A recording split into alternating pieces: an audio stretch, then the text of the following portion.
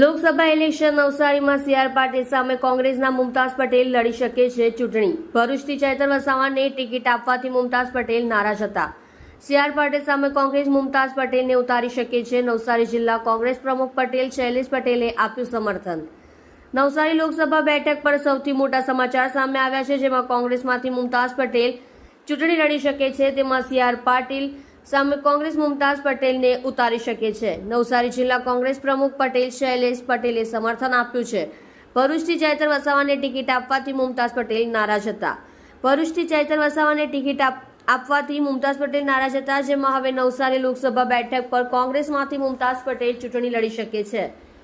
ભરૂચ લોકસભા બેઠક પર ચૈતર વસાવાને ઇન્ડિયા ગઠબંધનના ઉમેદવાર બનાવાતા મુમતાઝ પટેલ નારાજ હતા. જોકે કોંગ્રેસ હાઈકમાન્ડે હજી સુધી કોઈ સત્તાવાર જાહેરાત કરી નથી. લોકસભાની ચૂંટણીનો નજીક આવી રહી છે, ત્યારે રાજ્યમાં કેટલી બેઠકના ભાજપ કોંગ્રેસના ઉમેદવારોના નામો જાહેર કરવાના બાકી છે. સાંજ સુધી કોંગ્રેસ પોતાના બાકી રહેલા ઉમેદવારોની યાદી જાહેર કરી શકે છે. બાકી રહેલા નામોના ઘણી બધી ચર્ચાઓ થઈ રહી છે. ત્યારે નવસારી બેઠક પર ભાજપે સિટિંગ સાંસદ સીઆર પાટીલને રિપીટ કર્યા છે, તો કોંગ્રેસ દ્વારા હજી સુધી નામને લઈ મથામણ ચાલુ છે.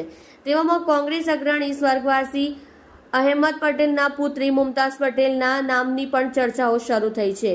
આયાતી ઉમેદવારનું નામ આવતા કાર્યકરોમાં નિરાશા સાથે અલગ અલગ મુદ્દે ચર્ચાઓ શરૂ થઈ છે.